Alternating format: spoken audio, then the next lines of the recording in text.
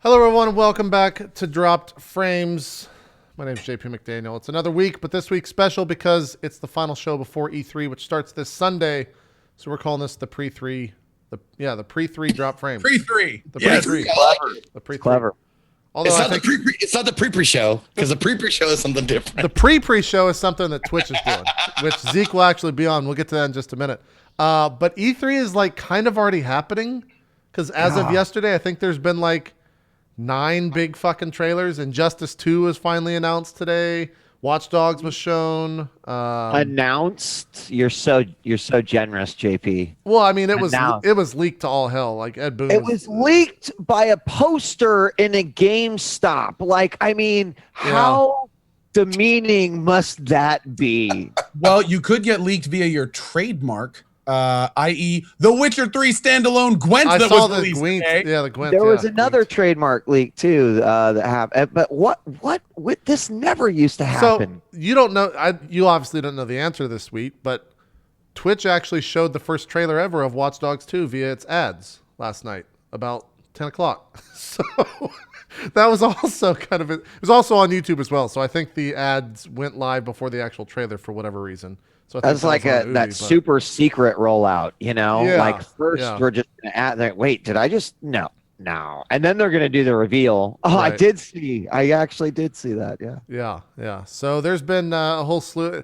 I don't really know of anything that's like. I'm trying to think if I know of anything that hasn't been announced yet, that hasn't been teased or fucked up or been leaked or something like that. But I'm pretty sure everything's already been out there that at least I know of. So Well, there was the Elder Scrolls 6 release and the Morrowind remastered. that's true. Oh, wait, nope. That was What? my leak last night. Never mind. They're actually remastering Skyrim for some reason. A rumor is. I know, It hasn't right? been confirmed yet, but like, Yeah, that's the rumor. Apparently, it's remastered with consoles in mind. yeah, it's for I don't even think there's a PC release for it because Which essentially means, hey modders, you Yeah. did a great job making our game beautiful, and we're using most of your ideas and things and just I mean probably not like I'm not suggesting that they're taking it, putting it, but I mean, right, that's what a remastered would be, like right. a modded version of Skyrim on PC. Yeah. I gotta say, man, I'm gonna go ahead and call this right now. If the Bethesda conference is Skyrim remastered and Elder Scrolls Legend of the Card game, I'm out. I was thinking about that. I don't know what they're going to show. We'll get. Actually, there's a fantastic fucking thread over on NeoGAF, and they actually broke down like every rumor that's going on at E3 and what could possibly be shown. And one of those rumors is Quake. So maybe they'll actually show a new Quake game this I've Sunday. seen that in a few places too, Yeah. and I don't I know. mean, it'd be a good time with the Doom just coming out and Exactly. Doom Yeah, actually yeah. pretty Yeah, but I don't. Does anyone really want a Quake story? Right? No, they People- want a multiplayer game. Yeah. Right. No, if they dropped like a Quake, like even I didn't, even though I didn't play it, Right. I could probably hear like men from age 30 to 35, their balls exploding all over I mean, the world. I'd be excited as hell, but I'd want to see what it is. The concept of Quake 3 Arena, which is basically you fought, combatants as you went up in different maps and different, if they actually took that, and nowadays, as many people play these games as they do, you took that and all those people were real people, that would actually be, That'd be a sweet. really cool concept, right? Like you still have to fight. Oh God, I'm like stuck in this, Yeah. I would I love think it. that would get the fanfare that like StarCraft 2 did when it was announced. I think that would be similar fanfare for that. But we'll get to all the rumors and all the stuff like that in just a bit. We're gonna start off the show talking a little bit about I guess what we've been playing. Keep it kind of short because I don't have anything else to say except Overwatch. That's literally all I've played once again for the entire past week. I think it's put another 60 or 70 hours into it. But I will say, I'm kind of I'm a little bit overwatched out. You're over Overwatch? I'm not over it. I'm just, I did not go till 4 a.m. last night. I ended at midnight. Only 5 Passion's hours. in. gone. It's dead. What's the date? So maybe Time? the You've been able passion's to walk gone. away. We need an announcement. 5:05 p.m. on 6/8. Yeah. JP is- I was not playing until I was Five basically and a- drop dead. And the only thing I could do was play Mercy and just hold left click. So yeah, I guess that's that. But I think on launch, the actual in-game time is like 60 hours according to their stats, which probably translates to at least 100 of actual streamed hours. So kind Yeah, of a lot. JP, do you find yourself asking yourself why ever? Why have I played that much? No. Like just why you play. Why Overwatch specifically? Yeah. Yes, Yeah. It's 100%. fun, right? It's fun. It's fun. I also play because why- I'm playing against like quote unquote professional players, and they get really upset when they lose to quote unquote variety streamers. Streamers, right? Yeah, Right. and that's been a lot of fun to But watch. that's pretty much your only incentive, right? Right, there's no other one right now. Yeah. So the entire reason you play Overwatch is Schadenfreude, like just joy at the pain of others. Yeah. I mean, let's be real though. That is fun, right? You know. If I solo queue, I mean that pain is 100% in me when I'm up. I get really fucking raged really quickly with the solo queue. But yeah, it's still a great game.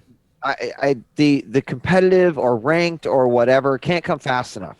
Right? It can't. I realize with the lack of that how much I appreciate games that have it, right? Because Yeah. I can constantly sit there and be like, oh, look, I'm 17,000th ranked in Clash Royale. Awesome. And that's what a lot of people are doing now with Overwatch is going to sites like masteroverwatch.com where it actually does rank you, but it's not a really true ranking because I think it only ranks people that have logged into the website or some shit like that. Yeah, there's watcher.gg too that Yeah. scrapes. That's pretty good. There's a lot of them that scrape all the data, which is cool. And that's a lot of fun. But a lot of those sites are basically if you play the most more than anyone, then you're number one. And that's kind of shitty because that's like some I think there's like a Genji with like 212 hours played or some shit, which is astronomical amounts of game time. But that's Overwatch. Everyone knows what it is. We've already talked about it to death on the show. So, Co, what about you? You've been playing. You finished Witcher, the expansion. 100%ed the new Blood and Wine expansion. It is incredible. The Witcher 3 Blood and Wine rivals entire solo games in my opinion. Like it was incredible. And some of the stuff they did towards the end is just really thoughtful, well done commentary on the series as a whole, the fact that it's Geralt's last journey. Like I'm not going to spoil it, but he does something at the very end that like made my jaw drop. I was just like like this is perfect. Like it was so good. There's a quest involving his horse. It's one of the best in the game. It was based on one of those jokes. It was incredible. Dude, the option of letting it die forever and never having it come back. Now there's many. Now, funny enough, there now not him, but there's multiple different endings. We saw three of the four major endings, and one of the endings is just like it's brutal. It is brutal. Like it is. There is no silver lining to this cloud. Kind of brutal. And you can go back and make some decisions to kind of completely change that. But it's really cool. Like if you're at all a Witcher fan, it is a great ending to the franchise, and honestly gets me even more hyped for CD Projekt's next projects. Because it's clear they're bringing out their A game right now. Yeah, I told you after or during last week's episode that I hadn't played in a long time, and I had those 1080s, so I finally booted it up last week. And like I was getting like 120 FPS, running the game full on ultra with Hairworks and everything on, and I was once again I just walked around for an hour. I was just like, I'm just gonna play this game for an hour and just look at stuff. I'm gonna do this one hunt and go fight this dumb fuck monster because why not? I don't remember what I'm doing or how this game works at all, but I'll fight him. Like, sure, let's go. It's awesome. But yeah, they with the brightness and kind of the overall vibe of Toussaint is something that has never really been in the Witcher series. Yeah, it's almost like you're playing through like a story within the Witcher universe. It's so different, but that only makes it even better as like a bookend on the end of the series, kind of like showing you it's kind of ending on a real up note, which is really great. I couldn't recommend it more. As I was telling people, I don't do the number thing often, but 11 out of 10. Like there was nothing about it I didn't like. And it's DLC's $20, right? I think it's about $20 and worth every penny. Cool. Man. I don't know if I'll ever complete that game. I want to, but I don't know if I'll ever do it. Co, I have a question because one of the hardest parts for me with Witcher 3, we talked about it on the Game of the Year show here on Drop Frames, was the whole idea of sort of getting over leveled to the point, that it was like, where's the challenge anymore? So how do they handle that with the DLC? There are some pretty difficult fights in the DLC, especially some of the boss fights where it becomes like you basically have to be dodging the whole time and be looking for openings. They also made it so I played on Death March. I had masterwork, an entire all the best gear, all the best armor that I could get, and there were still enemies that if I let my guard down, they would want 2 to 3 shot me. So the difficulty in the expansion is pretty good. It's still to the point where there's just like in all the Witchers before it, you use the right sign combos, you kind of dance around and stay at range, and you can pretty much get by most stuff. But there's especially a couple boss fights where it is pretty difficult, especially towards the end. Like not to spoil it, but the final boss fight, multi-phase and many tricks, and it's certainly not super. Do you import your character then? Is that yes? The way That's the way that it works is you can either load, you can just set Blood and Wine on top of a previous save, and they recommend that you're level 36 for it. So it is very much okay. All right. You've done Witcher 1 or you've done Witcher 3, you've probably done Heart of Stone, their first DLC, then you're ready for Blood and Wine. However, to their credit, and something that was really cool they did, you can also start with a level 36 character. So if you want to, you can actually just jump right into the game without having to worry about the rest of it and just play Blood and Wine, almost like its own single player adventure. And it works pretty well. I've had a couple people in my community do it, and they said it worked great. Awesome. I think we're getting into spoiler territory, so I'm going to dip out of Yeah. this bed. He's summoning something with some shit below a tree, so I'm not going to show it. I'm going to keep watching because I want to see what's below this tree. Kind of interesting. That particular quest has 4 different outcomes. Really? And some of them are like black and white different, like That's completely awesome. different. Yep. Cool stuff. What else besides The Witcher 3? I saw you're playing some more Total Warhammer. Yep. I've pledged to at least beat 1 campaign on normal. Yeah, I want to go much back to playing it. all the races that I was like, okay, I'm doing a dwarf campaign. We're going to beat this campaign. So I've been kind of going through that. Also been playing a lot of Dead by Daylight. Surprisingly fun game. The uniqueness of the kind of base gameplay loop, even though repetitive, it's so kind of unique that I've been having a ton of fun into it. I was just playing before I got in here. It's one of those games that you kind of learn more every time you play it. You just like little nuances, little hiding places, the best way to do the normal stuff in the game. That's been a lot of fun. Also had a random stream where I went back and checked out the Dragon Age Inquisition DLC. I saw that in your past broadcast. I actually downloaded that last week too for some reason, which is kind of, I was just doing it to test FPS issues. What the fuck were you doing it for? I've always been wanting to go back and do the Dragon Age Inquisition DLC. I basically had a very trusted community member months ago straight up dislike Dragon Age Inquisition. He wasn't a fan of it, but he loved the DLCs. He said the stories were good enough, the characters were good enough to really kind of carry it. So I was like, you know what? I let me jump back in and try it a little bit. I played the DLC for about 2 or 3 hours, and I may go back to it. But unfortunately, it was that kind of thing where it's one of those games where it's been out for so long. There's not a huge amount of people that want to watch it. I wasn't fully invested because there's other games that I would have fun playing. Right. So it was fun. It was a good time. I didn't get too far into it, but it's one of those. It's definitely on the rainy day list. So yeah. Can you? That was before I tried Dead by Daylight too. Gotcha. What is Dead by Daylight? I thought it was a survival game. Let me show it to you. But I'm looking at it now, and is it a survival game? Dead by Daylight is a round-based 4v1 survival game or killing game. Depends on what side you're playing. There's 4 survivors and there's 1 killer. And the goal of the current maps and objectives, although these are apparently going to be changed and grown out later, the goal is to turn on 5 generators, which then power 2 gates that lead out. The killer can see through walls on certain objects. Players can see other players at certain times, kind of like Left 4 Dead. If you remember how you can kind of see your friendly players. If a friendly player gets down, you can see them. Players cannot kill the killer. They are slower than the killer, even when sprinting. But there's some environmental tricks you can do, like pull down boards, which will kind of make the killer stop. You can jump through windows. The killer's a lot slower going through windows. And also, there's all these little mini events that happen. Like if you just saw when I was repairing that generator, that little circle came up. That's one of those like really quick little mini games where you have to hit your space bar at the right time. If you hit your space bar in the little tiny spot, you get a boost. normal spot, nothing happens. But if you fail, then the killer actually gets an indicator that you just failed. So he knows exactly where you are. Yeah. And also, there's this really kind of fun heartbeat mechanic where as the killer gets closer to you, you can hear your heartbeat faster and faster. But of course, the killer can't do that. If a player sprints around the killer, he leaves like this weird glowing cracked red trail that the killer can follow. There's all sorts of little nuances that kind of set it apart from any other current games out right now.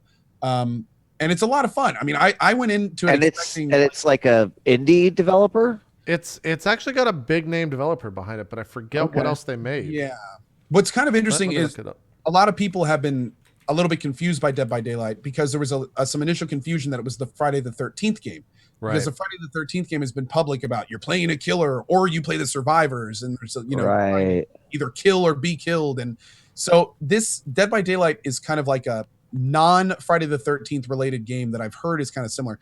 The interesting thing about it, though, is there's all sorts of mechanics that work in parallel and between rounds. So your characters gain experience. There's this thing called the blood web. And as you fill in the blood web, you get items like toolboxes, flashlights, med kits. Then you can get upgrades on those items. There's passive bonuses. There's offerings that you can burn at the beginning of rounds to give you bonuses or cause certain things to happen in the level, like make it so there's a lot more mist and the killer can't see as well, or it reduces the moonlight, or it makes it so you get 100% in this certain category of experience.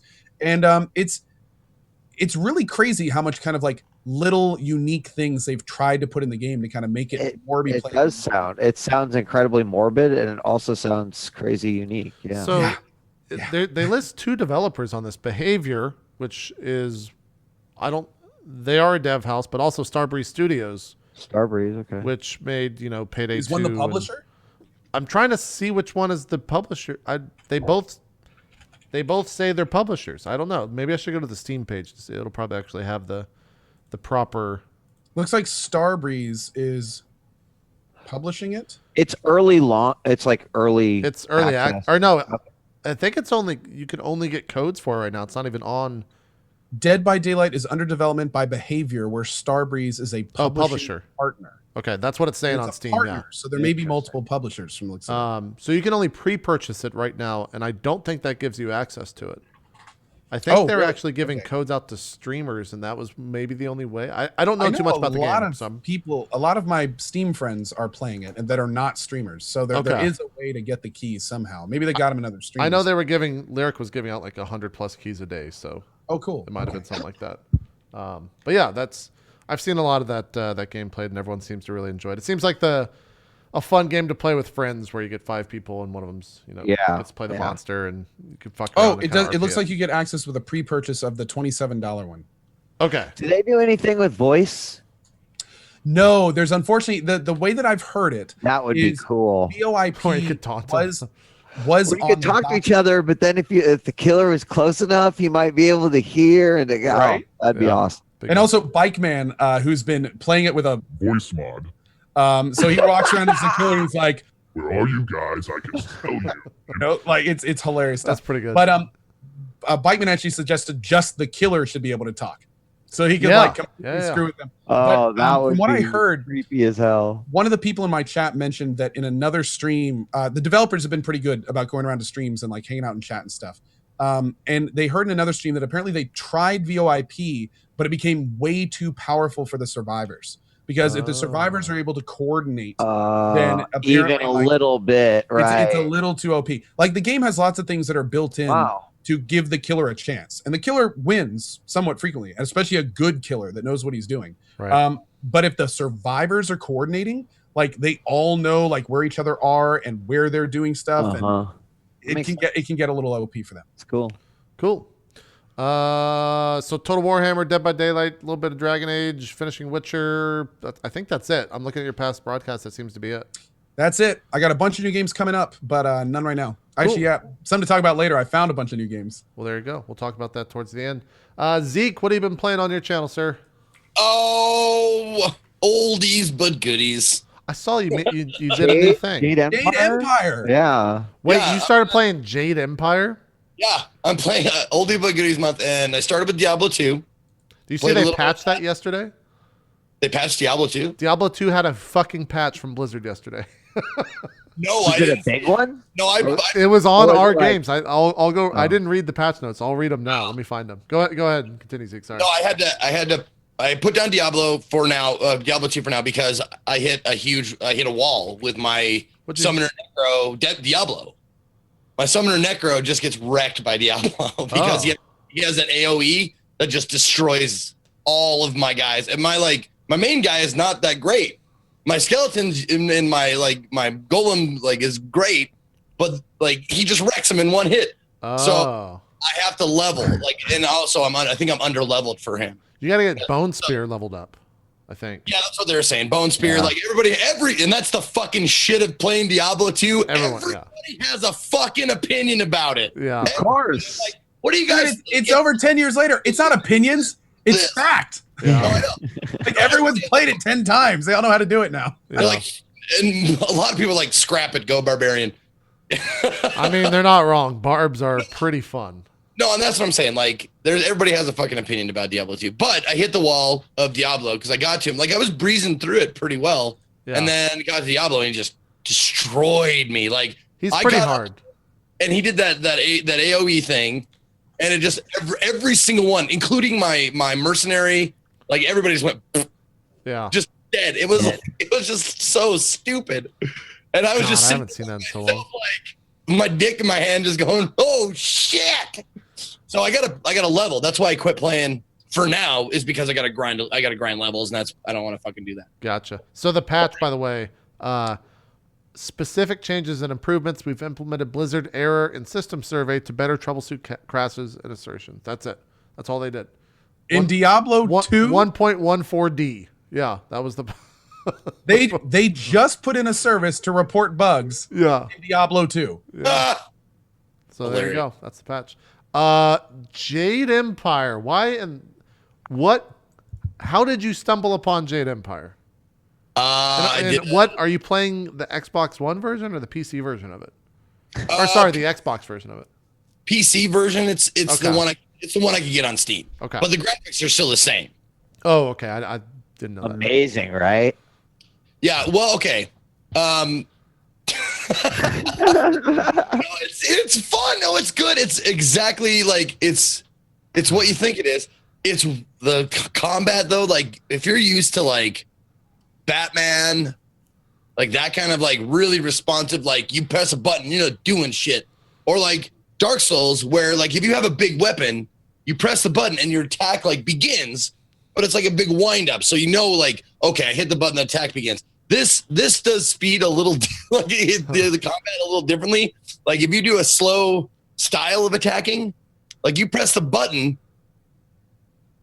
and then you kick. And it's that's how they deal with the slowness of it. It's not press the button and you wind up and you punch. It's press the button.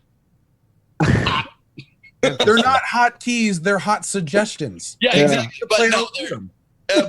once you get the hang of it, okay, this is I gotta time the attacks right and all that kind of shit. It starts you start understanding all the different styles, and I'm doing total closed fist, evil-ish, whatever you want to call it, evil good, closed hand, or there's closed fist and open palm, right? Right. Just another BioWare game that we could think of.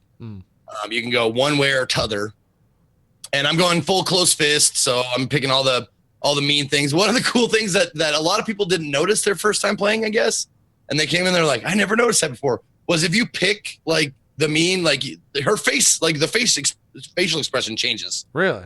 So it's hey, how are you? Are you you suck? Or it's I'm gonna rip your head off, and just because this fucking scowl on her face, I'm gonna fucking kill you. It's great. So you can see oh, that's the asshole choice because she's got a sneer on. But it's the story's fun. They tried to. I guess people were saying they tried to stay pretty true to the Chinese mythology of the whole thing, or historically accurate, or whatever you want to say. Now, was this this was not a 360. This was an original Xbox launch title, I right? think it was just Xbox, yeah, because it came out April 12th, 2005. I don't think even 11 years launch. Was it not launch? No, I don't think Jade Let me Empire look, was let me look. launch. It may be 6 months from launch, but I think it definitely was not launch. God, I got a 9.9 out of 10 on IGN. Oh, really? Wow. That's an 89% Metacritic. Came out April 12th, 2005. Have you played it, JP? I have dabbled in it. I've never played more than 10 minutes of it. I don't know why. I think I was just bored or not interested, or I didn't play this type of games back then. I don't know. But yeah, I've never played through it before. This is the furthest I've ever seen anyone. Yeah. It's a lot of fun. It's a lot of, like, you're watching the battles, but it's mostly dialogue. Really? Like, it's a lot of dialogue. It's like Knights of the Old Republic. It's like, make choices, do some more dialogue, go there, talk to this guy, do some more dialogue, go here, talk to this guy, do some more dialogue. Maybe that's why I got tired of it, because I didn't want to do all the listening. And There's a lot of dialogue, and shit. especially if you're like me, there's a lot of reading out loud. Like, if I go to a scroll stand, I read the whole fucking thing out loud. But I mean, it's a fucking great game. It's still fun to play 11 years later, and 11 years doesn't seem like oldie to me personally, but I'm sure most video gamers like that watch Twitch right now. Yeah. It's like half their lifetime, you know? Yeah. God, this game had really good scores. Holy shit. It's a long time in gaming. I mean, if you consider just what changes in a year or 2 years' time, Did it's not surprising. I mean, it doesn't look horrible, but by today's standard, obviously, it looks like, is this a baby's toy? What is this I'm watching? It's so strange that people would say that, and still people play, like, don't give a shit about Minecraft, like, graphics. Like, they'll still play that. Like, they'll go back to this and go, this sucks. This is dumb. Yeah, it looks a lot better on the PC. I saw some Xbox, not Xbox One, but the first Xbox, fucking Microsoft. Some screenshots of that, and that looked rough. I think it got re-released on the 360, and I think that's where I tried. Maybe it was an Xbox 360 launch title. No. When they re-released it. No, dude. Oh, re-released? Because they re-released it on 360. I don't know. I remember this game coming out for launch for some reason, and I completely did not care about it. And it was like one of the few games I didn't play at launch. But well, and that's what I put on the. I had just crowdsourced games, and I was like, give me like a whole bunch of games that are classics that I should have played by now that are over 10 years old. So I made a whole list of them, and I put the only ones I put on there were ones I hadn't played yet. Like, so Morrowind's not on there because I played tons and tons of hours of that. Knights of the Old Republic isn't on there because I played through that when I was a kid, or not a kid, but years ago. But I made a whole list, and like the Jade Empire I made a 2 list: the shorter games and the longer games. Jade Empire got on the top of the shorter games, even though and all I did was go on look on how long to beat. Oh yeah. To see and Jade Empire clocked in at like 23, 24 hours. Oh, okay. Yeah. But Jade Empire, second place was Secret of Monkey Island, so that's coming up. I've never played that. Black and White was third. Never played that game. Is I think you're gonna get real frustrated with that game. I loved Black and White. I remember getting really upset with that game because the AI or something about it really pissed me off, but I can't remember. So I want to check in when you play that for sure. Okay. And then fourth place was the original Thief. And fifth place was System Shock. I never played System Shock. Oh, that'll be fun. What, 1 or 2? Either one. Never played either one. You should definitely play both of those. The endings alone make it like amazing. Okay. For sure. And then the longer games, the one that won the longer games was Vampire the Masquerade Bloodlines. Oh yeah. Diction really liked that game. That one's amazing. Handily over the next Neverwinter Nights was the next one down. Which I never played Neverwinter Nights. It's crazy. And then after that was Planescape Torment. Yeah, dude, that's like an all-star. That's amazing. Yeah, I can't those wait. are pretty good games. That's what I'm saying. Like there's all these games that I never played, and you'd be surprised like how many people came in during Diablo 2, during Jade Empire, and going like, "Oh my fucking god, someone is playing Jade Empire!" And you see like all these names that now make sense, like Sagacious. Like there's tons of people who are like Sagacious blank, Sagacious Zoos, Sagacious whatever. Huh. And you're like, fuck, okay. Now I know why you have that name. You need to add a game called Arcanum to your list. Arcanum? Arcanum. Okay. I'll make a special caveat for you. I remember I think I touched Arcanum. I don't think I ever beat it. Arcanum is so good. I think I touched that when I was younger. Is it over 10 years old? Oh yeah. Okay. But also, sorry. Have you played Psychonauts? Isn't Oh Psychonauts? yeah, I played Psychonauts on cast. Fucking awesome. Psychonauts is such a good game. So, like, I mean, that's like also a very like dark and dreary, Yeah. you know, selection that you just read off there. I feel like you need at least one. How about Full Throttle? Full Throttle's on the list. Oh, Is Full it? Throttle's on the list. Yeah. Put something in there to like, offset it all. It didn't crack the top 5. Like these are the games that are on there. Rick Dangerous, Full Throttle, Maniac Mansion, Phantasmagoria, Grim Knowing Fandango. you, Zeke, Full Throttle, you would love. Okay. Okay, that's true. Ben. No Oh, One Lives man. Forever, Carmageddon, and Descent were the shorter games that were on the list. Armageddon. That didn't crack the top 5. Cunning stunt bonus. I never played Carmageddon, but I saw so many ads in my magazines, like EGM and all that stuff. They always had Carmageddon shit in there. I never touched it. I didn't have a good PC back then, so it was my excuse. I saw Indie Sunday is up there. You want to rapid fire these games real quick? But there was only 2. Oh, okay. Only two Indie Sunday games, and both of these were suggested to me by friends of mine. So I was like, okay, well, I really hope they're good because I usually pick indie games myself. Like I pick them out and I play them, but these ones I'd never played before and they were for friends. And I was pleasantly surprised by both of them. This one's called Brigador. Brigador it's just like it looks. It's a tank. You're in a tank and there's little humans running around. There's also big other mechs and all this kind of stuff. And they give you missions and they give you different loadouts every time. And you rove around, blow shit up. The color scheme is cool. But really, the soundtrack is fucking phenomenal. It's by Makeup and Vanity Set is the name of the group or the guy. What type of music? Just the guy. It's tech. It's EDM. Oh, okay.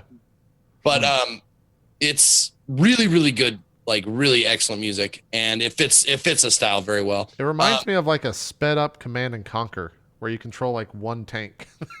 There was a really old game called Bedlam that looks crazily similar to this. Huh. I never really played cool. Bedlam. So the goal is you're given missions. Yeah. See Okay. up in the upper right hand corner, Yeah. it's kind of faded out, but you can see like that's what you have to do. Like the yellow okay. is your goal for this particular thing. The rest of them are just bonus things that you can do, and you like gain money. There's a cool like backstory like that you get like every time you do a mission. It talks about like this is like corporate, like you're basically like killing all the kinds of people and things. Is it a twin stick shooter? Like what? How are you controlling? No, here's the thing. That's I'm not used to this kind of control. It's pretty But- obvious to me. It's no, I know. No, I mean like serious, like sir. I mean, Yeah, no, I'm not used to this kind of control, but it's like tank control. It's like it's not like left to right turns you. It's left to right clockwise, counterclockwise, forward, reverse. You know the WASD. Oh shit. And Okay. then your mouse aims your thing, so you can be going this way and you aim wherever you want. Okay. So it's not like it's not if I could add like a stick for this because I'm lame like that. I would, No, I'm right there with you. I don't think I could play this game with the control scheme that you just detailed. I would have to have some sort of controller. oh yeah, no, it's totally tank control. Okay. But yeah, you can aim your gun wherever you want at any time you want. But the movement is counterclockwise, clockwise, forward, reverse, and it's always the same way. So like sometimes you'll be aiming one way and you'll press the counterclockwise and think you're going to go this way, but you don't because it's always the same circle. You know, it's always this way or this way. someone in chat mentioned Syndicate, and that was a vibe I got off of it too. Just like Syndicate in huge vehicles. Yeah, that's true. Dude, Syndicate was my first ever Save Scum falling in love experience where like I wanted every mission to go perfectly, and I had a goal to like rip off everyone's arms and legs and replace them with the highest end mechanical shit. Oh man. Oh, I love that game. That game was so good. So you play. What was the name of the Zeke? Brigador. Brigador. And then Yeah, what? Brigador. This one kind of has the same art aesthetic a little bit, but what is this? This is a different game, right? This one is called Ghost 1.0. It's by the same guys who did Unepic. Did you ever play Unepic? Anybody? I know what it is. I did not play it though. I saw the trailer to this game yesterday. It was hilarious. Yeah.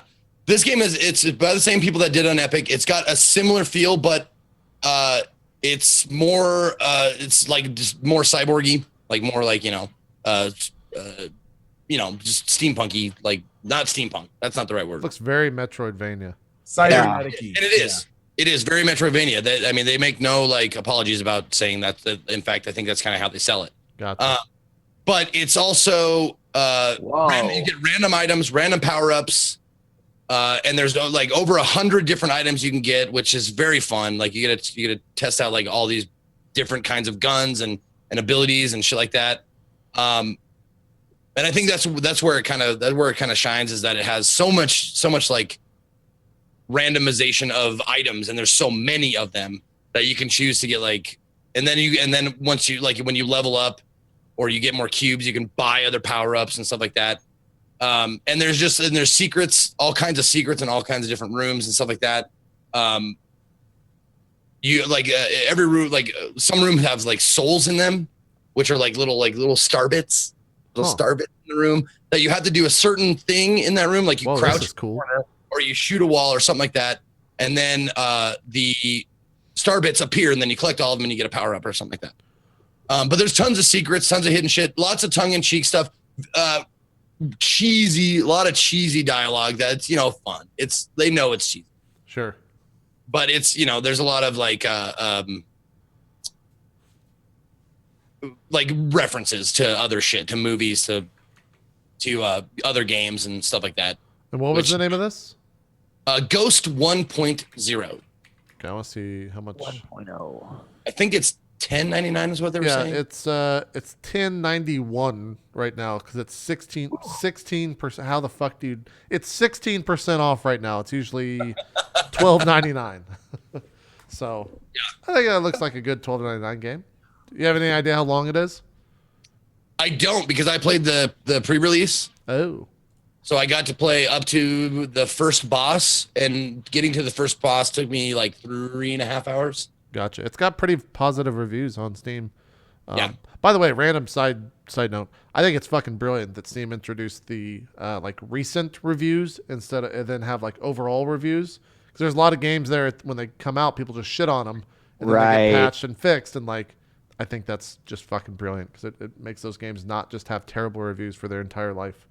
If the Also, developers early patch access it. games that finally get released get the reviews about that instead of the like Right. all the games not there kind of stuff. That's super smart from Steam. But cool. Anything else that you touched on, Zeke, since we're kind of rapid fire? Real quick, before we go on through those two games, Zeke, will you go back to either of them? Oh, yeah. I will go. I will go back to I got to go back to Brigador to grab the soundtrack. That soundtrack is fucking phenomenal. Ghost, I will go back to. It's cool. It's my style. It's harkens back to Metroidvania shit. Right. And lots of power ups, and it's easy to pick up and play. Oh, and the soundtrack for this is very good as well. Cool. Awesome. Cool stuff. It doesn't look like anything on your past broadcast, but anything else? Did you go on anyone else's channel? Did you do any more bugs? No, I didn't need any more bugs. It was so. My mom called me and told me what she wanted for her birthday on my cast. Oh, really? Money. She said money. Oh, She called me up and she's like, I know what I want for my birthday. Money. that's easy. It's easy. That's the only other interesting thing I have. Gotcha. It was for whatever reason. After you talked about eating all those bugs, I was watching the Chef's Table season 2. There's a lot of fucking bugs in that season, and I have no idea why. But I was so grossed out when they were eating all these bugs on the show after just fucking talking with you for an hour on Drop Frames earlier in the day. So, if you like bugs and you want to see how top chefs in the world with like 3 Michelin stars eat bugs, there you go. Go watch that show. Oh God. Yep. Bad memories, man. Bad memories. Wheat, what about you? Anything else? I know you played some Overwatch last night. Anything else you've been playing off? Overwatch. So, as always, JP, you know that I can be the guy that brings the mobile title to the table. So, oh, yeah.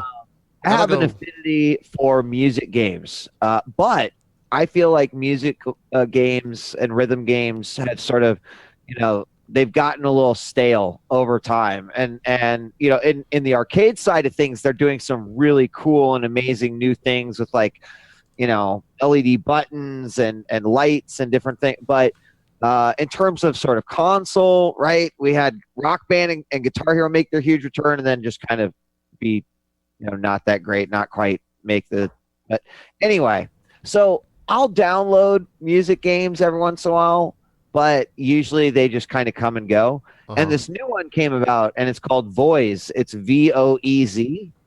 And what I really like about this, I only know if it's available for iOS. I'm not sure if it is available for Android.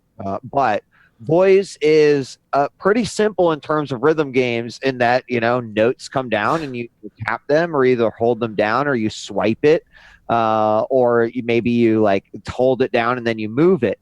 But what's unique about this is that traditionally your music games have a very strict pattern that they stick to in terms of the lanes that they follow, right? You've got 4 lanes here or 2 lanes or 5 or 6 or whatever. But in this one, they usually have 4, but then it opens up, and as the song plays, it expands and it collapses, and it creates new bars that you're then playing on, and your slides are like opening up, where the new notes are going to fall, and sometimes they're moving while the notes are falling. And so not only is it an awesome rhythm game, but it offers like a completely new sort of perspective in terms of how you can display these games. And they do a good job of, I would never say that you could make a music or rhythm game, like make it seem like you're playing music, but some games get like at least close to it, like almost like you're more conducting it.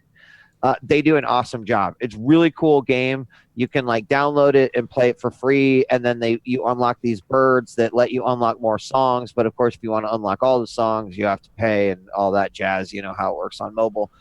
But if you are one that likes rhythm games, it's pretty good. I'm going to be 100% honest. The first thing that comes up is Voiz is an addictive anime-themed rhythm game. And I was like, that's Wheat. If I could sum up Wheat in like one thing, anime-themed rhythm game that's addictive, that's fucking DJ Wheat. Oh, so shit. there you go. Oh, Also, there's a cafe in Taipei if you ever go. And I'm going to butcher that, so I'm just not going to say what district or what road it's on. What do you mean there's a cafe, a Voiz Cafe? Voiz Cafe in Taiwan, Taipei City, yeah.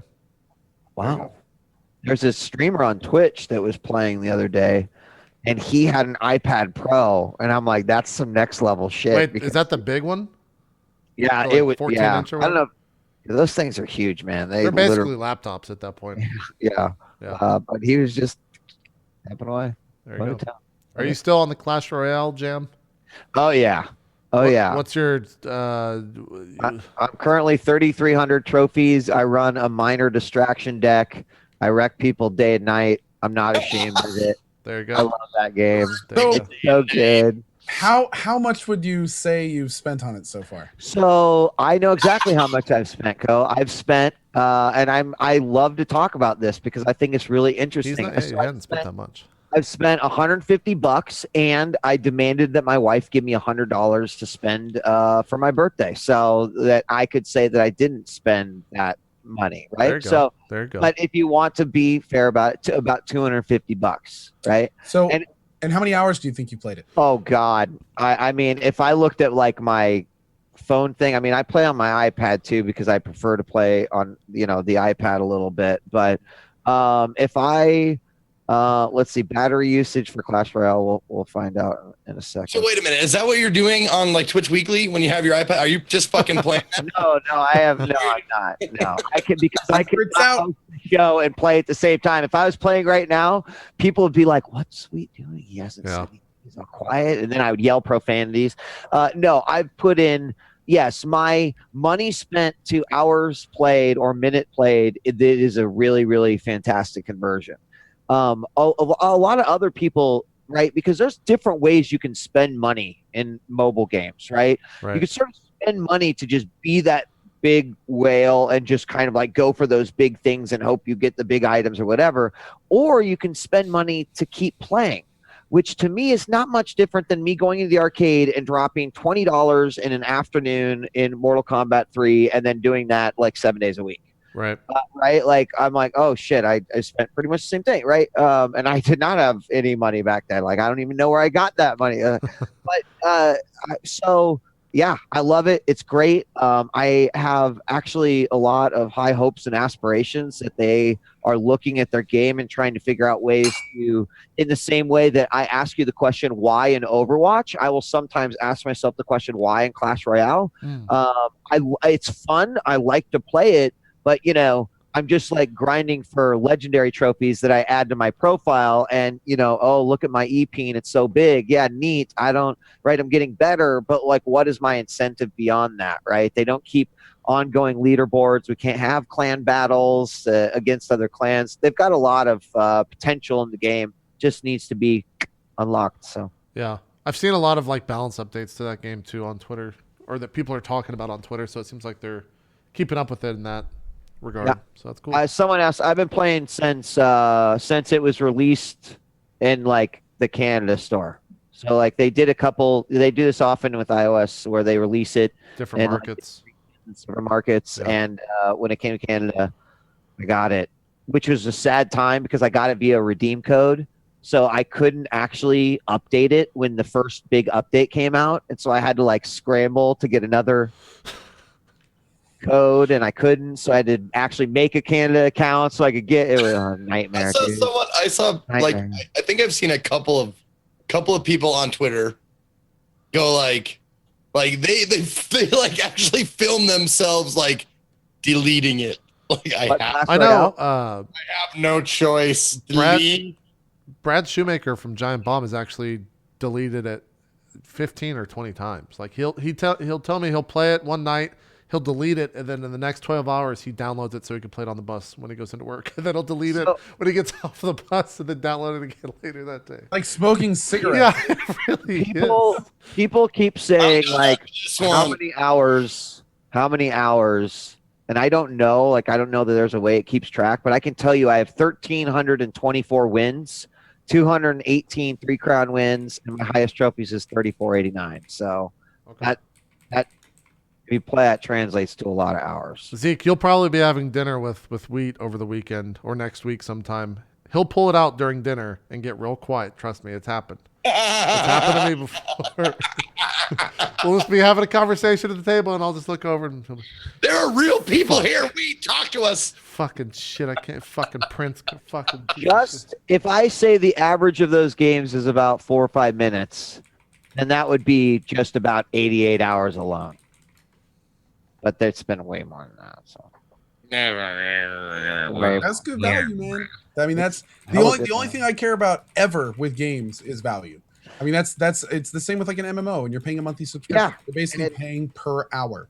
So if the value is there and you're having fun for every hour you're playing, dude, why would anyone say that's not worth it? You know what I mean? So I totally agree. Sure. And it speaks to me, man. Like I think the whole concept of being able to play against other people in like real-time multiplayer games mobile is I think it's huge. It's really cool that works. That's what I am on PC, right? I want to play in Overwatch. Playing versus those 11 with and against those 11 people is way more fun than playing against the bots, right? I mean, that's just so. The ability to be able to do that, and the fact that we're now getting to that age where it's like, oh, hey, this can actually happen, is pretty great. There you go. What else? Oh, let's talk a little bit about Twitch. Actually, did an activation for the Warcraft movie last week during, I think that was Friday when they did that with Soda Poppin', Duck Sauce, Towley, and Bajira. I think it was on Soda Poppin's channel. But one of the cool things that came out of that, or I guess one of the things that came out of that, is this ability to /alliance and /horde. I think that's going through the 12th. And it was kind of, I was reading a lot of... First question was, how long is that going to last? I think it's the 12th is when it stops, I think. I'm not 100% sure. Yeah. But I saw a lot of people were talking about it on Twitter. I know a lot of people in my chat have been talking about it, if it's good or bad. And just kind of wanted to see what you guys think of it. And we'll just have like an open conversation for about 10 minutes. We'll take a break. We'll do all our E3 stuff for the next 2 hours. So I heard a rumor that I believe everyone that went with Horde is getting their account banned on the 12th. Is that? Oh, I think it's actually the opposite, but maybe I'm wrong. I don't know. I'm pretty sure it was Horde. Horde's kind of dominating the chat right now. No, Horde. I mean, the dark side, the Horde. Like, give anybody like who's evil, and they'll always win. I mean, Alliance is pretty fucked up if you think about it. But well, I'm just saying the popular vote always goes to the dark side, like for lack of a better term. Right? You're not wrong. Always has. You're not wrong. Everybody loves that, like that evil, whatever. By the way, I just think it's bandwagon bullshit. Before we jump into this real quick, I'm Alliance and light side. So I think you're bandwagon bullshit. Before we jump into this real quick, funniest thing that happened on Twitter this week is twitter.com/Reaper names. Oh. And people go on there and take screenshots of people that play Reaper in Overwatch and then capture their name and submit it to them. And like all of the names are just like XXX, Godless Warrior XX. Like they're all just really Reaper names. You should definitely check out twitter.com/Reaper names for it. It's one of the best Twitter accounts I've seen in a long time. It's funny shit. But anyways, what did you guys think about the /Warcraft/Alliance? Because I know it was very opinionated in my chat. Whoever wants to jump in first. I thought it was interesting because it's, first of all, I really like that Twitch is moving towards custom icons in chat. I think that's a good step forward, something that casters have been asking for a long time. It's good to see this, like, systems are being made for that. I will say it is extremely surprising how, like, the depth of this marketing push is insane. The fact that you had people that have never played World of Warhammer or World of Warcraft. Wow, including yourself, Coco. Yeah, I never played. I know, it's Total War, man. But it's Total War. Yeah, I know, right? Yeah. But to have people that are not planning to see the movie and have not played World of Warcraft or even the Warcrafts and Starcrafts, like aren't Blizzard fans, like debating about Horde and Alliance. It's there's not a lot of marketing mechanisms you can get that kind of depth with. There's very, very few where you can plug it directly into social interaction on a foundational level. And I was really impressed, I guess that's the word for it, to see how well it worked. Because it would completely take over chat sometimes. Like, completely I think that was the biggest issue, is that it actually destroyed a lot of chats. And still destroy. I mean, we brought it up, and the chat's just been nonstop for the Horde. I've had multiple people tell me that like they constantly are not participating in chat until it's over. It goes away like, for sure. It's big. Yeah. Like, yeah. I mean, I think it goes away for sure. It's not a constant thing. It's not like me or Co or Zeke are live for 8 to 10 hours, and then the entire 10 hours are just like 90% of your messages. It comes in waves. Yeah. And especially if you're like at the top of the game, understand that. where you're getting a lot of new viewers, people will just drop in, and all it takes is one person going, Horde is the best. And it's just like, oh shit. Right. And then that conversation kind of begins in chat.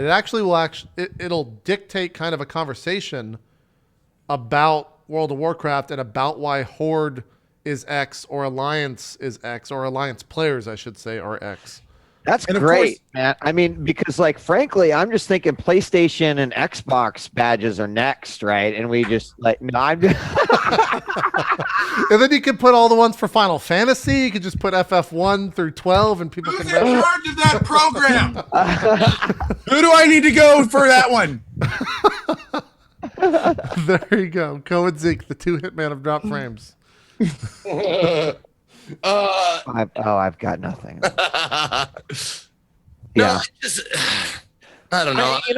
Cole, I would to your point, many times things happen on Twitch that I think, you mentioned, you said it was surprising. Like Ditto, right? Like, something like that. Oh yeah, people like Warcraft, right? You played World of Warcraft, you chose a side, right?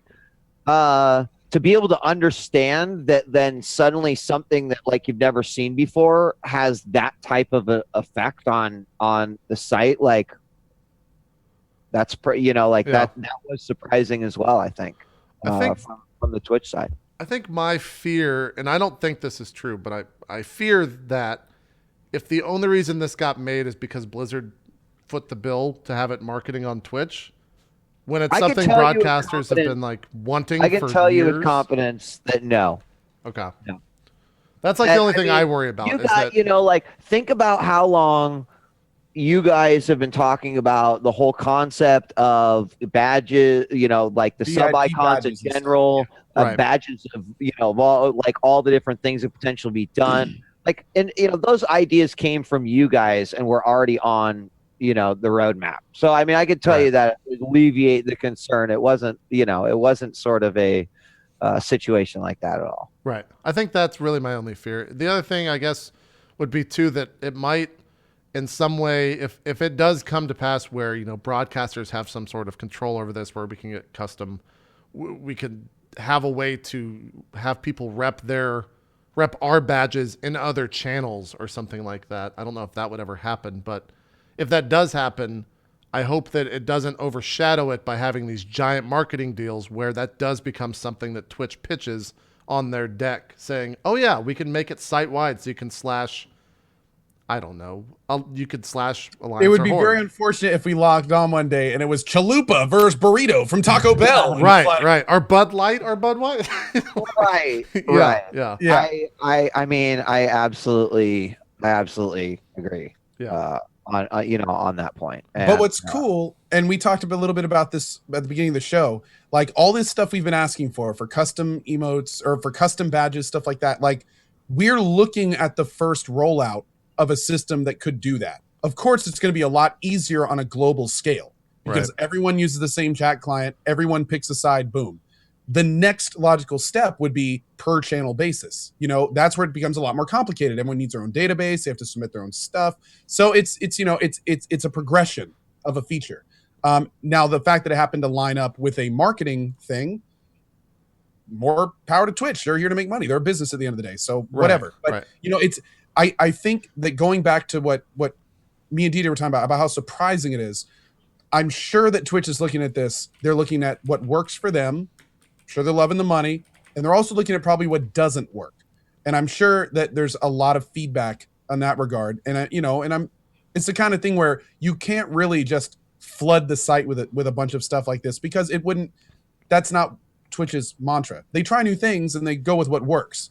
But clearly this needs a little bit more refining. So it's not like we're going to see this all the time. Like every chat I go into that has these badges that are kind of chat focused, they always get into the back and forth shit, and some people like it and some people don't. So this is kind of like an umbrella that will refine. Let me throw a question at you then, Co. Would you prefer if Twitch had some sort of channel by channel basis of opting in or opting out? Absolutely, 100%. Like it. In fact, when I first saw this system, I was very concerned after my first times witnessing these debates that are it's so hard when people start getting toxic at each other over opinions because you can't really, like, who do you time out? It's opinions, no one's wrong, right? And then so when I first saw that, I was pretty frustrated. I was like, what is Twitch doing to my chat room? Like, this is messed up.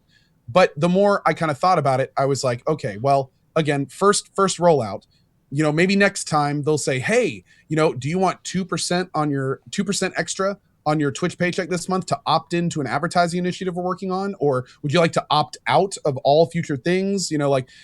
Again, this is all stuff that they didn't really know this would have an effect until they did it. There's no way to guess this stuff.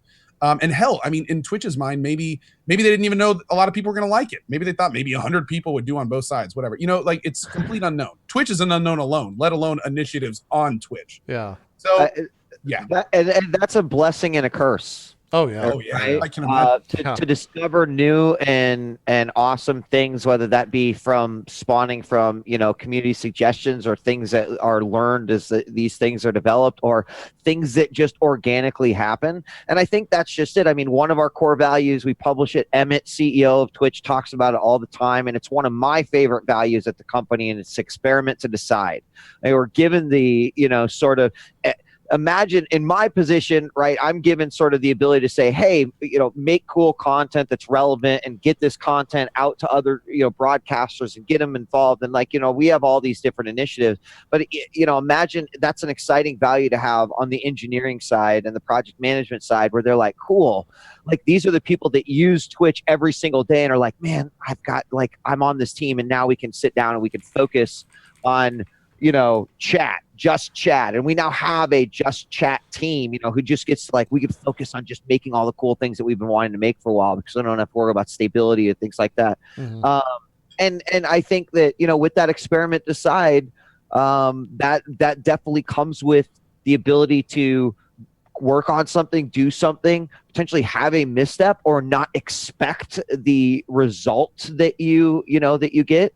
And I just hope that with that comes, knowing that we are absolutely then not just experimenting and then moving on to the next thing, but, we look at the data, we try to figure out, what was good about it, what was bad about it, what did the broadcasters think about it, what did the viewers think about it, what did developers and publishers think about it, right? All of those different opinions and thoughts and matters in mind. So I definitely experiment to decide is amazing, but to your point, Ko, I think there's definitely some learning to take away from it, as there always is. Right. You look at Friends, Whispers, etc. All initial beginning foundation iterations that have turned into what they are or what they are going to be as a result of that feedback and what we did or did not realize people would do with it. So, and I think Clips is another example. Already seeing, the potential and where things could go with that and what broadcasters want. But I started using Clips a lot this past week after last week's episode. I fucking love it. I love being able to see just dumb shit that I would have to scour a VOD of 10 hours of footage for a 30-second moment, and the viewers just they clip it themselves, they tweet it to me, and it's done. And then I have that just saved. I'm super excited to see where Clips is heading. Yeah. Clips is the foundational element to some incredible new tools, like having a Clips library, being able to see clips on VODs where they were done, the frequency of where there's so many fun things coming in Clips. I can't wait to see this stuff evolve. It's really awesome stuff for sure. I do want to take a break, but I guess we could talk a little bit about our coverage, so that way when we come back, it's all E3, the entire rest of the show. A lot of people were actually asking us to talk about the Twitch Alerts tipping credits, saying that went in. But I think it's so new that we're going to kind of wait a week, especially with all this E3 going on, and either talk about it next week or the week after, once a couple of broadcasters, at least that I know, have been starting to use it. And if you don't know what we're talking about, good opinions on all sides for that. That's going to be interesting. Yeah. Maybe we'll even try to get a broadcaster that is actively using it on their channel and see if we can talk to them about that. If you don't know what we're talking about, just go to twitchalerts.com/blog and you can find their announcement post for the tipping credits. But E3 is happening this weekend, starting on Sunday. It's starting even earlier this year, as it always tends to do. It just continues to creep on throughout the week. The whole show is going to be before E3 in 2 years. I mean, based on the progression, and Bethesda is really the ones to be blamed, I guess, but the ones to kick it off, right? Right. We'll get to the actual coverage of the show. Let's talk about what Twitch is doing first, and we'll talk about what we're doing because we've kind of talked about that already. What the fuck is this video that you guys tweeted about good CohhCarnage and Future Man? And I guess this is it's really simple, right? Can we link this video in chat? Yeah. So it's actually, John, it's really simple, right? Last year, Bethesda did their conference. I remember we were at dinner. We weren't even sure what it was going to be or what they were going to do. And they all, they blew our pants off, right? We were all watching, whether you were there or at home or whatever. And I think that immediately they were like, wow, we should do this more often, right? But we're on the E3 hype, and the internet's on the E3 hype. And so we, as we normally do, we put up the stream early, and we have a countdown card. And because of where Bethesda sat, we had a 15-hour countdown card. And by the end of that countdown card, there was 150, 200,000 people just waiting for day zero. So you know what? We thought, hey, there's going to be so much hype and excitement going from that first initial set of announcements from EA to Bethesda. Why don't we put in a block where we can do some announcements with some indies that we work with, where we can, have some fun, entertain, get a little crazy, do some late night programming, and then roll right into the E3 coverage. So that's what we're doing. We gave John Carnage the keys to the castle. And I don't know if you guys know who John Carnage is, but I still don't know if that was a good idea. We're going to find out in about 2 or 3 days. But yeah, Zeke's going to be there. Man vs. Game's going to be there. Future Man, John, and then Hello Kelly Link are going to be doing fun things. Lots of celebrity guests. Zeke still doesn't know what he's doing there. It's great. It's awesome. I'm excited. You know what? I'd rather not know. I'd rather just go into it and because, man, I'll tell you what, dude. Like, John Carnage he's like a ball of like nuclear energy. He really is. And like you get like you're around him too much. You get the warmth, but you also get like the radiation from it as well. Like you get the sickness that he has, and you start vomiting, and your skin starts just sheathing off. And let's get fucking crazy. Let's do it. No, he's an infectious guy for sure. But yeah, it's gonna be like 12 hours of just mad gameplay, and it's gonna be fun. I mean, it's like it's not just gonna be like let's play video games and be goofy. Like we have, I actually don't even know how much of this I can talk about, but John loves old, crazy, weird video games that you've never seen before or that are like super terrible. And there's this whole segment where we're like going to be going through a lot of these titles, like presented by guys that really know what they're talking about. We have some special musical guests that are going to be playing during breaks. We've got a music video that's going to be playing that is crazy. We're going to be showing a movie and having director commentary of the movie along with a few guests. I mean, there's a wide variety of things, but we are going to have like announcements. There's going to be some games there that no one has seen before. It should be a lot of fun. Also, I heard about the entire bug buffet they're bringing for Zeke. Yeah, I heard about that. Yeah, I heard that's going to be there. All live. Yeah, it's going to be great. So this begins at 8:30 p.m. Pacific on Saturday night, this upcoming Saturday, and goes all the way till 8 a.m. 8 a.m. Yep. It's going to be all night. It's going to be definitely not going to be for everyone. Like if you're one of those people that's tuned into Tim and Eric or some weird other programming on Adult Swim or like, if you're one of those, you're like, not for me, and then you go back to King of the Hill reruns. That's cool. Like you might, but this might not be for you. This is going to be like Adult Swim cartoons. Yeah. And Adult Swim Games is coming as well. Gosh, I don't know how much I'm giving up. I think that was said in the Twitter. Okay, they're going to be there. Devolver, Tiny Build, and that was all said. Yeah, know a lot of their games, but they're not only showing cool stuff, but they like to have fun. Like they're all a crazy, fun bunch of folks, and there's going to be some cool stuff. Well, cool. Yep. We'll be checking that out. Yeah. And then, of course, you guys are going to be covering the show just like everyone else next week with all the same people you just said. Yep. Now that we've cut off Zeke like 4 times. No, that's all right. You got to just butt in. You're with three other people that love to hear their own voice. So I know, please just jump in. No, all I was going to say was I think it could be summed up like this. If you're one of those fucking assholes that uses the word cringe in a negative manner, you're not going to like it. Oh, yeah. You're not gonna That's actually a great way to You're not going to like the show, so don't fucking watch it. There you go. There you go. There you go. And where's that being? Is that on /Twitch? Yep. Okay. Yeah. It'll begin after Bethesda, and then it will go until that's on Sunday, not Saturday night. Sunday night.